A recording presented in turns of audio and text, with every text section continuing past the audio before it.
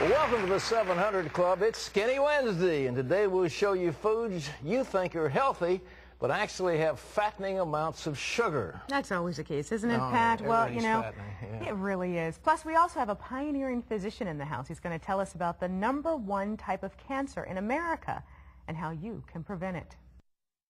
Okay. Up next, it is the #1 form of cancer in America, and it may not be what you think.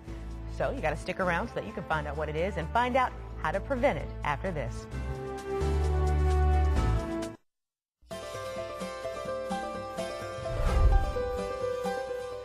A few years ago, nobody heard about the prostate. You kind of didn't talk about your male sex organs. It just wasn't done. But suddenly, we've learned that 1 out of every 6 American men will be diagnosed with prostate cancer. And each year, 30,000 of these men will die. It can often appear without symptoms, and there's no proven way to prevent it. My own brother died of prostate cancer, so he's close to my family, and I understand the dangers.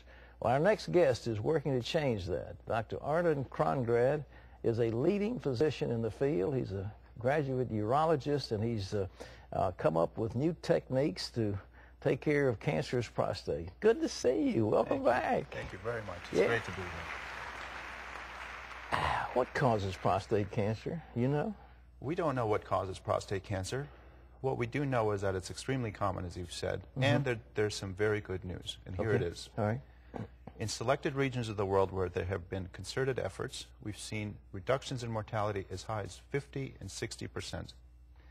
In Austria, which gave out PSA testing for early detection free, and improved the levels of surgical care of prostate cancer, we have seen a 55% reduction in mortality in only a few years. You said Austria? Austria. Okay. We're seeing the same kind of effect in the United States in the regions where we have good data. So early detection and effective treatment work. Well, you know, there's so many ways of treating it, but I've heard there's something called dihydrotestosterone that may be the cause of this stuff. Surely there's some research on what's causing it. There's a lot of research going on all the time, but in terms of the actual, what we call pathogenesis, the pathological agents that cause this thing, we don't know. So that leaves patients with some difficult practical questions. We know about early detection, it's available today. We know about treatment, it's available today. The next step has to be, for a man newly diagnosed with prostate cancer, is choosing who's going to treat him. This is where things get very complicated today because we live in a consumerist society. Everything is marketed directly to patients, hospitals, surgical devices. It gets very confusing. I want to remind everybody that what's really important, if you're going to pick a surgeon, for example, 10 things. 10? Okay, I see. These 10 things. All right, why? Never forget who your surgeon's going to be and look for experience and focus. In the right hands, prostate cancer surgery can get you out of the hospital after an overnight stay.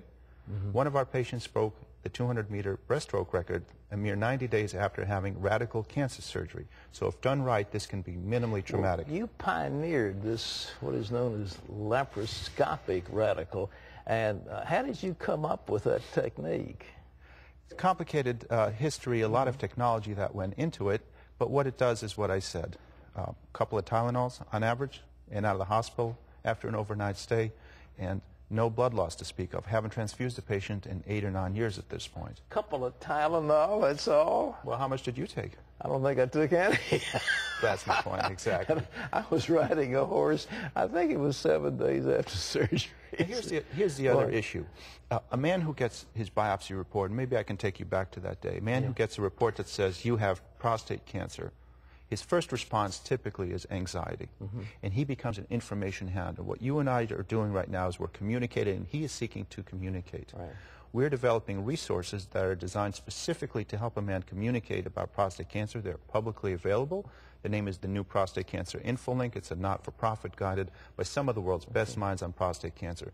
That resource is available to everybody, particularly men who are newly diagnosed with prostate cancer. Well, so, my brother had radiation, and it didn't do him any good at all. I mean, they could have taken the thing out, but he didn't want to. And many men are afraid that it will make them impotent, and they'd rather have their sex life and die. It's a little hard to say, but it's true. It is exactly true, and what you're referring to here is exactly what I was addressing. There's confusion and there's emotion. There's panic at times. Right. And so we need to develop better ways to do that. And again, the new prostate cancer info link is our effort to try to address exactly those issues. So today we have good news. We have drops in mortality. We have very effective treatment, and that's what explains the drop in mortality.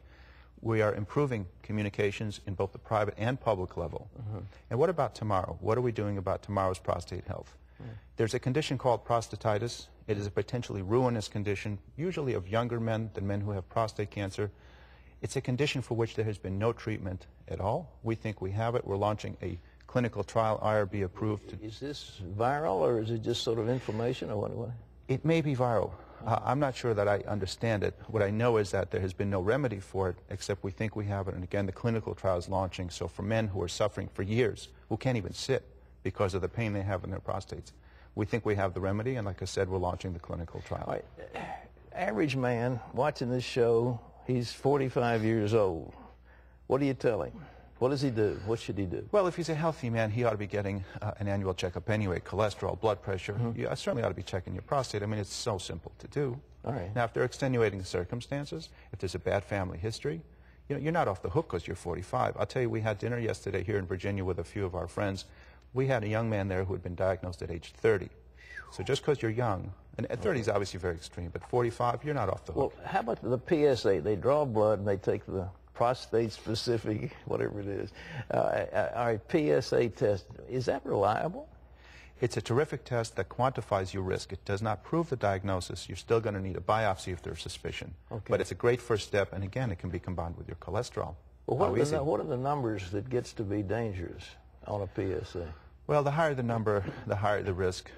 It's not enough to do the PSA. You've got to have your prostate checked, too. So if you have a low PSA associated with a low risk, you still need to have your prostate checked because you can still have prostate cancer. You need both tests, PSA and physical. Well, the biopsy's kind of, that's not too so pleasant. They shoot needles into it. That's not a good thing.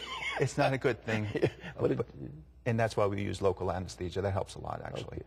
Well, how about these other treatments, though? I mean, I was talking to Rudy Giuliani. He had a different type. He says he's in good shape. He had some kind of radiation. He's very happy.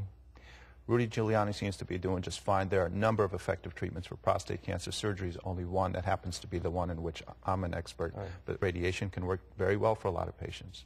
Those are the decisions, and that's a very complicated set of discussions you have to have that includes what's your general health. Are you obese? Are you a smoker? Lots of things have to come into play once you're diagnosed. Well, these guys that have this, doctors prescribe Lupron, and they try to knock down their, testosterone levels, and some even are castrated, and it doesn't seem to work. But doctors do that to them, though, instead of taking out the prostate. In late-stage prostate cancer, we do use other treatments such as Lupron, such as hormone deprivation. Those treatments, in fact, are exactly what you said. They're not curative, they're palliative, they can help reduce symptoms. But this gets us back to what we started with. Early detection is the key. If you find this thing early, it's curable. Okay. That's the point.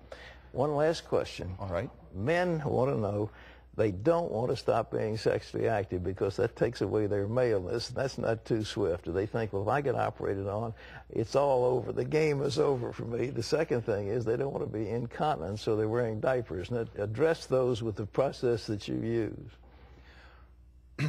You can have a number of dysfunctions associated with any prostate cancer treatment. You've hit two of the most commonly discussed. Those are really very complicated discussions, and again, gets me back to the essential point. Who's your surgeon? Not who's your hospital. The Jello is the same in all the hospitals. The IVs are all the same. You need the surgeon to minimize your risk of complications. Who's your surgeon? Look for experience. Look for focus. Well, you can preserve nerves that control the sexual function, and some people just cut them and that's the end of it.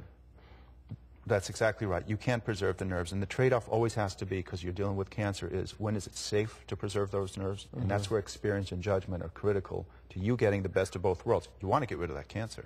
That's number one. Yeah. You'd like to preserve your erections. So you need the right judgment. Too much this way and you're in trouble with one, too much the other way, you're in trouble with the other. Experience and focus. And incontinence, the same thing? Same thing. Experience and focus. Have I said that? You said it many times. Once or twice. Got it? The message. Okay. Yes. Well, this is a tremendous technique. If somebody wants to get in touch with you, how do they do it? What's the... Well, if you go to laprp.com, which is our website, you can find out not only about surgery, you can find out about the chronic prostatitis trial that I mentioned. We can link you to the new prostate cancer info link, the public information portal where you can join in with others all over the world, actually, if you have an interest in prostate cancer. And you can get information about newly launched medical tourism. Right. We're addressing the economic problem, too. All right. It's another discussion. LAPRP. That's it. LAP? LAP. LAP?